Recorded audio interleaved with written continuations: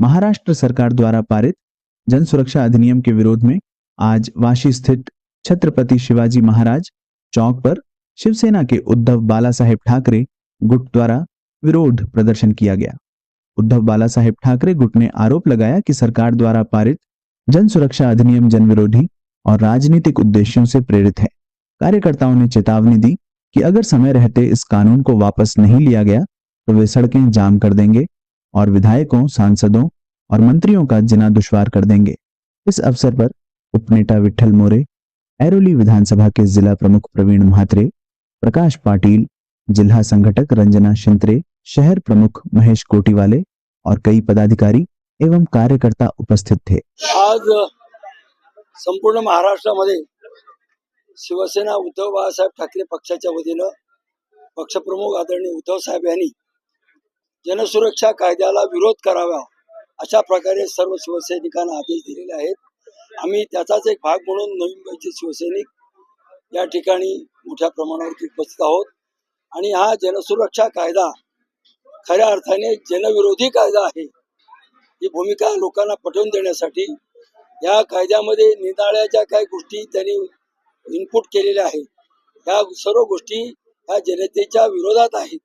कुठल्याही प्रकारचा आंदोलनाचा अधिकार, कुठल्या प्रकारच्या गोष्टीला विरोध करण्याचा अधिकार आपल्या जनतेला राहणार नाही, पत्रकारांना राहणार नाही, विद्यार्थ्यांना राहणार नाही, युवकांना राहणार नाही, कामगारांना राहणार नाही। अशा प्रकारचा हा जनसुरक्षा कायदा खऱ्या अर्थाने जनविरोधी कायदा आहे।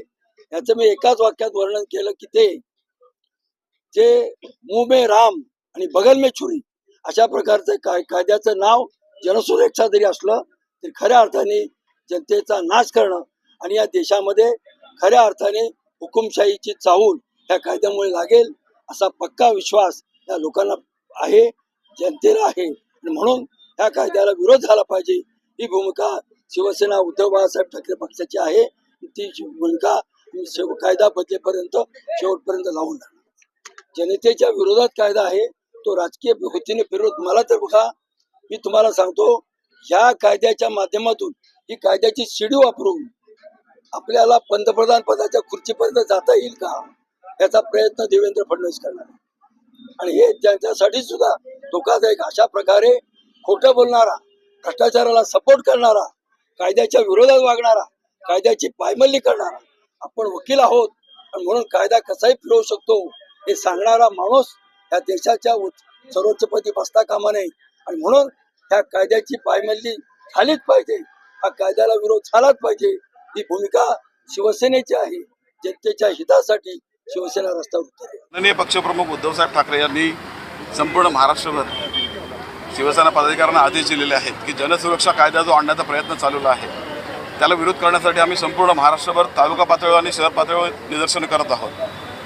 खरं तर कायदा कोण आणते ज्यांना कायदाच कळत नाही आणि कायदा पाळला जात नाही असे लोक कायदा आणायला निघाले। तुम्ही बघा मणिपूरमध्ये 3 वर्ष झालं मणिपूर जायचं तिथे कायद्याचं राज्य नाही आहे, पहलगामचा हल्ला झाला तिथे कायद्याचं राज्य नाही आहे, अशी पुलवामा झाला तिथे कायद्याचं राज्य नाही आहे। महाराष्ट्रामध्ये आपण 3 वर्ष झाली शिवसेना पक्ष स्वतःच्या चिन्हासाठी झगडतोय तिथे कायदा कोणाला दिसत नाही। सरन्यायाधीशांनी सांगितलं होतं की विधानसभा अध्यक्षांची निवड चुकी होती, पक्ष गटनेता चुकीचा निवडला गेला होता, राज्यपाल चुकीचे होते, तरीही तो निर्णय आला। 3 वर्ष झाली अजून निर्णय येत नाही।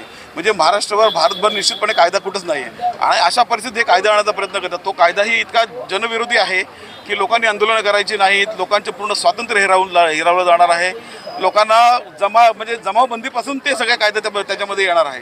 म्हणजे आपली लोकशाही राहिली कुठे?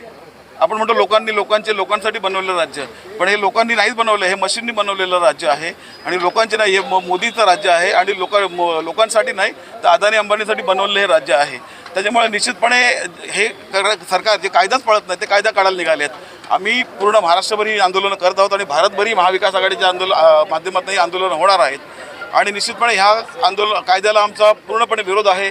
वेळ पडली तर आम्ही रस्त्यावर उतरू आणि मंत्री आणि आमदारांना रस्त्यावर फिरणंही मुश्किल करू इतपत आम्ही या आंदोलनासाठी तयार झालेलो आहोत। त्यामुळे निश्चितपणे आम्ही सरकारला इशारा देऊ की आपण वेळीच हा कायदा मागे घ्या, अन्यथा तुम्हाला मोठ्या जनाक्रोशाला सामोरं जावं लागेल। मला वाटतं तुम्ही बंधू हा विषय वाचलाच नाही आहे। त्यांनी जो कायदा आणला त्यामध्ये कुठे दहशतवादाचा उल्लेख नाही, नक्षलवादाचा त्या कायद्याच्या कुठल्याही कागदामध्ये कुठल्याही याच्यामध्ये अमेंडमेंटमध्ये उल्लेख नाही आहे। त्यामुळे निश्चितपणे त्यांनी तसा उल्लेखच नाही केला. नक्षलवादाचाही उल्लेख नाही पूर्ण कायद्याच्या ह्याच्यामध्ये आणि दहशतवादाचाही उल्लेख नाही आहे. फक्त जो स्थानिक लेवलला ज्या संघटना आहेत त्यांच्या विरोधात हा कायदा आणला जातोय. म्हणजे तुम्ही उद्या आंदोलनच करायची नाही आहेत, तुम्ही कुठल्या प्रकारे तो स्वतःच्या हक्कासाठी भांडायचं नाही, अशा प्रकारचा कायदा आहे. त्याच्यामध्ये कुठेच नक्षलवाद किंवा दहशतवादाचा उल्लेख नाही आहे.